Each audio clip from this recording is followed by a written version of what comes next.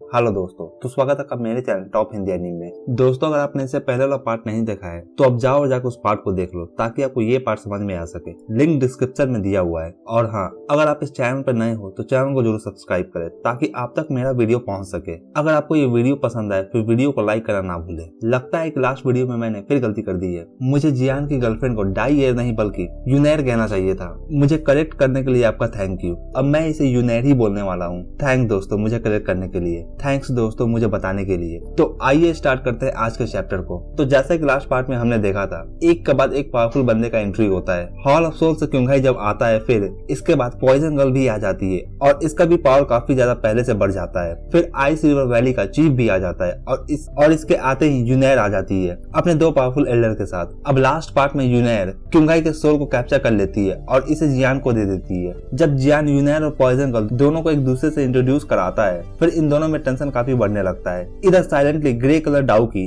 और golden colour flame दोनों एक दूसरे से टकराते हैं। दोनों लड़कियां एक दूसरे को काफी घूरती है और आंखों में ही इनका बैटल चल रहा होता है। अब एल्डर भी ये देख थोड़ा चिंता करने लगते हैं और जब ये पॉइजन गर्ल की ओर देखते हैं, फिर पॉइजन गर्ल का डाउकी फील करने के बाद ये काफी ज्यादा हैरान होते हैं। जब ये देखते हैं कि पॉइजन गर्ल इतने कम उम्र में ही एक डाउजन लेवल तक पहुंच गई है, ये काफी ज्यादा सरप्राइज होते हैं। फिर ये सोचते हैं कि ये इन लड़कियों को क्या हो गया है, ये इस बच्चे के पीछे क्यों इतना ज्यादा पागल है। इस एल्डर के पर्सपेक्टिव से जियान सिर्फ और सिर्फ डाउजोंग 2 स्टार का ही बंदा है और इसके लिए डाउजून लेवल की लड़की क्यों फाइट कर रही है। और साथ ही इनकी यंग लेडी भी जियान के हेल्प लिए यहाँ तक आ गई है। अब ये समझ नहीं पाता कि जियान में इतना खास बात क्या है। अब जियान देखता है कि इनका बातचीत अब किसी और ही लेवल पे जा रहा है। फिर ये बीच में आकर इन्हें रोकता है और कहता है, ओके ठीक है, अब बस करो तुम दोनों, ये समय अभी सोशलाइज होने का नहीं है, अभी के लिए ब्रेक ले लो तुम दोनों। जियान अब इन्हें क्लैन ई के मेंशन की ओर ले जाता है और यहाँ इनके मेंशन में प्लाजा पे लैंड करता है। अब जियान और इन सभी को आता देख ये जून और क्लैन ई के बाकी मेंबर डिसाइड करते हैं कि ये इनका अच्छा ख्याल रखेंगे और इन्हें मेंशन के अंदर ले जाते हैं। आज के बैटल के बाद ये जोंग को फाइनली जियान के एबिलिटीज पे यकीन हो जाता है।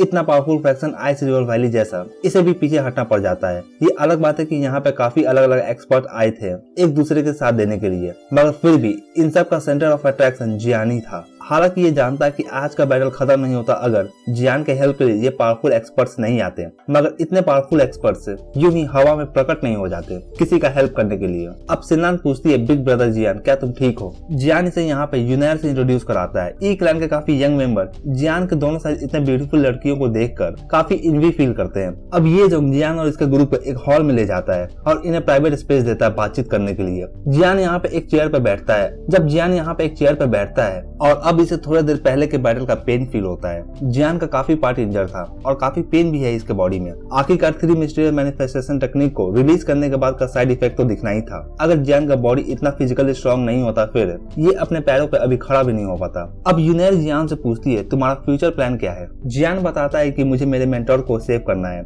ये सुनकर ये सोचती है इसका मेंटोर से मतलब है कि इसका टीचर जिसका नाम यालाओ है। ये सुनकर यूनेर थोड़ा सरप्राइज होती है। आखिरकार ये इस बारे में काफी समय से इन्वेस्टिगेशन कर रही है। यूनेर कहती है, तुम्हारा मतलब यालाओ से है ना। इस नाम को सुनकर यहाँ पे ये ओल्ड मैन जो ब्लैक रॉब पहने हुए है काफी सरप्राइज होता है और ये पूछता है, मुझे नहीं लगा था कि तुम यालाओ के स्टूडेंट हो। ये काफी रेयर है कि कोई यालाओ के एल्केमी स्किल को मैच कर सके। दूसरा ओल्ड मैन कहता है, मैं पास्ट में उसे एक बार मिला था, तब हम दोनों उस वक्त डाउजोंग लेवल पे थे। फिर यूएर कहती है, आज जो हुआ है उससे हॉल ऑफ सोल काफी चौकन्ने हो जाएंगे और शायद वो यालाओ के डिटेंशन फैसिलिटीज को भी बदल देंगे। अगर तुम वहाँ पे जाते हो फिर तुम खुद को उनके हवाले ही कर दोगे। एक ओल्ड मैन बोलता है, हमने पास्ट में हॉल ऑफ सोल से फाइट किया था, मगर उस वक्त भी हम हॉल ऑफ सोल के मेन फोर्स को ज्यादा हार्म नहीं कर पाए थे। अभी की सिचुएशन को देखकर तुम्हें अपना हर मूव केयरफुली प्लान करना चाहिए, अदरवाइज तुम यालाओ को फ्री नहीं कर सकोगे। यंग लेडी को गू क्लैन 10 दिन के अंदर जाना होगा। इनका गू क्लैन का पोजीशन यहाँ ज्यादा दिन इन्हें रुकने का परमिशन नहीं देता। अगर तुम फ्यूचर में गू क्लैन को कॉन्टेक्ट करते हो फिर ध्यान रहे तुम्हारे पास उस तरह का एबिलिटी होना चाहिए कि तुम खुद को डिफेंड कर सको। अब यूएर कहती है, हॉल ऑफ सोल का पावर काफी ज्यादा खतरनाक है, तुम इमेजिन भी नहीं कर सकते। यूएर चिंता कर रही होती है कि ये तुरंत ही ना कहे हॉल ऑफ सोल जाने के लिए। अब इनकी बातों को सुनकर जियान काफी ज्यादा टेंस हो जाता है। जब भी ये अपने टीचर को याद करता है फिर ये काफी ज्यादा गुस्सा हो जाता है कि अभी भी ये उतना स्ट्रॉन्ग नहीं है कि ये अपने टीचर को जाकर सेव कर सके। फिर जियान कहता है, मैं अभी हॉल ऑफ सोल नहीं जाने वाला हूँ। यूएर ये सुनकर थोड़ा अच्छा फील करती है और फिर जियान को कहती है, मैं जैसे ही गू क्लैन लौटूंगी मैं लाओ याओ के बारे में इन्फॉर्मेशन गैदर करना स्टार्ट कर दूंगी और जब मुझे उनके बारे में कुछ पता चलेगा फिर मैं किसी को भेज कर वो इन्फॉर्मेशन तुम तक पहुंचा दूंगी। अब जियान को एक बात तो समझ में आ जाता है कि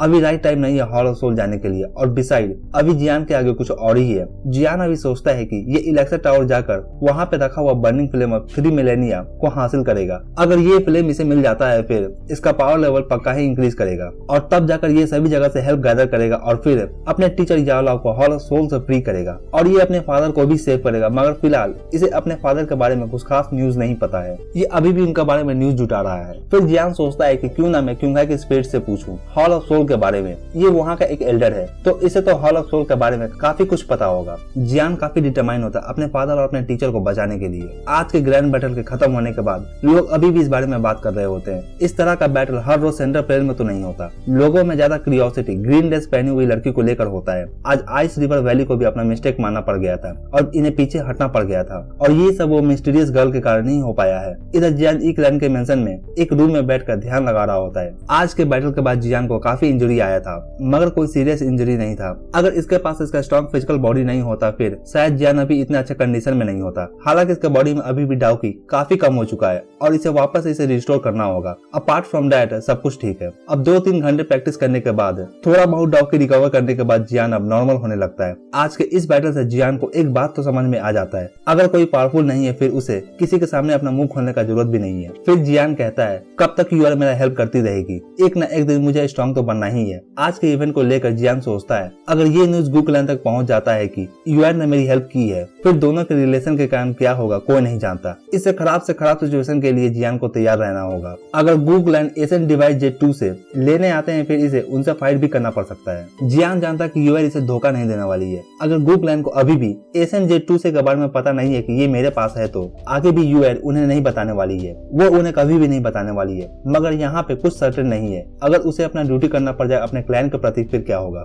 जियान फिर सभी सिचुएशन को एनालाइज करता है और फिर एक कंक्लूजन पे पहुंचता है इसे हर हाल में स्ट्रांग बनना होगा। इन सब प्रॉब्लम का सोल्यूशन पावर ही है, पावर ही इसे बचा सकता है और इसके DA1 को भी सेव कर सकता है। Without power he can do nothing. Jian के पास अभी भी डीमन पॉइजन स्टेन बचा होता है, अगर ये इसे प्यूरिफाई कर इसे एब्जॉर्ब कर लेता है फिर ये पक्का ही डाउजंग 4 स्टार पे पहुंच जाएगा। अगर ये एक बार बर्निंग फ्लेम ऑफ 3 मिलेनिया को हासिल कर लेता है फिर इसका पावर लेवल डाउजंग के हाईएस्ट लेवल तक पहुंच जाएगा और फिर ये बिंग हेड जैसे बंदों से हेड ऑन फाइट कर सकेगा। जियान सोचता है अब जैसे ही मैं रिकवर कर लूंगा फिर मैं डीमन पॉइजन स्पॉट को प्यूरिफाई करना स्टार्ट कर दूंगा। अब जैसे ही ये अपने ट्रेनिंग पे जाने वाला होता है ये कहता है तुम क्यों छुप रही हो, सामने आओ। विंडो के पीछे से यूआर निकलती है और कहती है तुम अब तक सोए नहीं। जब जियान इसे अभी देखता है फिर इसके दिल में फीलिंग्स काफी तूफान मारता है। ये जो फीलिंग्स को काफी समय से दबाए हुए था अब उसे रोक नहीं पाता और जाकर इसके हाथों को पकड़ अपनी ओर खींचता है और इसे बेड पे बैठाता है और ये भी बैठता है। यूआर बेड पे लेट जाती है और कहती है जियान मैंने तुम्हें काफी मिस किया है। ये सुनकर जियान के दिल को काफी सुकून फील होता है और ये यूआर को कंटिन्यू घूरे ही जाता है। फिर यूआर एक गोल्डन स्क्रोल निकालती है और ये जियान को दे देती है और इसमें डिवाइन सील का 3 सील टेक्निक लिखा हुआ है। यूआर जियान को इंसिस्ट करती है कि ये स्क्रोल ये अपने साथ रख ले। इस सेंटर प्लेन में काफी पावरफुल पर्सन है, जितना ज्यादा पावरफुल टेक्निक जियान के पास होगा उतना ही ज्यादा चांसेस है कि ये सेफ होगा। जियान इसे देख काफी खुश होता है और ये स्क्रोल को देखते ही रह जाता है। यूआर हमेशा से ही जियान को इस तरह का प्राइसलेस गिफ्ट दिया करती है। जियान पहले तो हिचकिचाता है मगर फिर इसे रख लेता है और वैसे भी यूआर सही तो बोल रही है। इस तरह का स्किल अगर जियान के पास रहेगा फिर ज्यादा चिंता करने का जरूरत नहीं रहेगा। ये अपने स्ट्रॉन्गर ओपोनेंट से भी फाइट में अपर हैंड गेन कर सकेगा। और अगर जियान को अपना पावर इंक्रीज करना है फिर इसे डिवाइन स्किल भी प्रैक्टिस करना ही होगा। यूआर जियान से पूछती है क्या तुम्हें किसी को भी J2 के बारे में बताया है? गूक्लैन इसे ढूंढ रहा है। ये सुनकर जियान काफी सरप्राइज होता है और बताता है कि इसने इसके बारे में किसी को भी नहीं बताया है। यूआर बताती है कि गॉड के मिस्ट्री से इस एशियन डिवाइन 2 का कुछ लेना देना है। मुझे लगा था कि इस बारे में तुम भी जानते होगे। सिर्फ प्राचीन काल में एक्सपर्ट से गॉड लेवल पे पहुंचते थे मगर तब से लेकर अब तक कोई भी गॉड लेवल तक नहीं पहुंच पाया है। गॉड लेवल को डाउडी भी बोलते हैं। यूआर बताती है कि हम गॉड के बारे में इंफॉर्मेशन इन जेट से ही पता लगाते हैं। ये सुनकर जियान काफी हैरान होता है और कहता है अगर कोई इन सभी एशियन J2 को ढूंढ लेता है और एक साथ लेकर आता है फिर उसे कोई ऐसा रास्ता मिल जाएगा जिससे वो डूडी लेवल तक पहुंच सके। यूआर बताती है कि लास्ट गॉड जो था उसका नाम एशियन गॉड 2 है और उसने J2 को बनाया है। ये एक तरह का मैंशन को खोलता है। मेरे क्लैन और हॉल ऑफ सोल इस प्लेस में जाना चाहते हैं। यूआर कहती है कि जब तक कि तुम एब्सोल्यूट पावर को गेन नहीं कर लेते तब तक इस बात को तुम सीक्रेट ही रखना। जियान पूछता है तो क्या यही रीजन है कि हॉल ऑफ सोल ने मेरे फादर पे अटैक किया था? एक समय में तुम्हारा क्लैन सियाओ क्लैन काफी स्ट्रॉन्ग था, यहाँ तक कि आइस रिवर वैली भी तुम्हारे क्लैन के पावर के आगे टिक नहीं सकते थे। मगर समय के साथ तुम्हारा क्लैन कमजोर होता गया और तुम्हारे क्लैन को सेंट्रल प्लेन छोड़कर जीमा एम्पायर में जाकर बसना पड़ गया था। अब जबकि तुम्हारा क्लैन इतना वीक हो चुका है और generation after generation Xiao clan अपने एंसेस्टर के बारे में भूलते गए और अब तो तुम्हें फुल स्टोरी भी नहीं पता है। यूएर जियान को इसके एंसेस्टर के बारे में काफी कुछ बताती है और ये सुनकर जियान काफी हैरान होता है। इसे तो कोई भी आइडिया नहीं था कि ये इतने ऑसम क्लैन का यंग मास्टर है। इतना सब कुछ सुनने के बाद जियान पूछता है तो क्या तुम्हें उनका नाम पता है? इस पे यूएर कहती है तो तुम अब उनका नाम जानना चाहते हो? जियान कहता है वो मेरे एंसेस्टर है तो जाहिर सी बात है कि मैं उनका नाम जानना चाहूंगा। इस पे यूएर कहती है सियाओ क्लैन के फाउंडर को सियाओ युआन कहते हैं और इनका कब्र मेरे गु किंगडम में लोकेटेड है। वहाँ पे किसी को भी जाना मना है, यहाँ तक कि मेरे गु क्लैन के लोगों को भी। वहाँ पे आज तक कोई भी नहीं गया है अब तक। हो सकता है कि तुम अंदर जा सको। खैर आखिर तुम उनके डिसेंडेंट हो और शायद कुछ यूजफुल भी तुम्हें वहाँ मिल जाए। एक बार कभी मेरे गु किंगडम में आओ तुम। इस पे जियान कहता है जब मैं उतना स्ट्रॉन्ग बन जाऊंगा फिर मैं अपने एंसेस्टर के टॉम पे जरूर आऊंगा और उनसे मिलूंगा। अब इन दोनों में काफी बातें होने लगता है। ये दोनों बैठकर काफी देर रात तक बात करते हैं और एक पॉइंट पे तो किस भी करते हैं एक दूसरे को। इस पार्ट के लिए इतना ही दोस्तों। कमेंट कर मुझे जरूर बताएं कि आपको ये वीडियो कैसा लगा और वीडियो अच्छा लगा हो तो वीडियो को एक लाइक जरूर करें और अगर आप चैनल पर नए हैं तो चैनल को जरूर सब्सक्राइब करें ऐसे और भी एनीमे एक्सप्लेन के लिए। Thank you.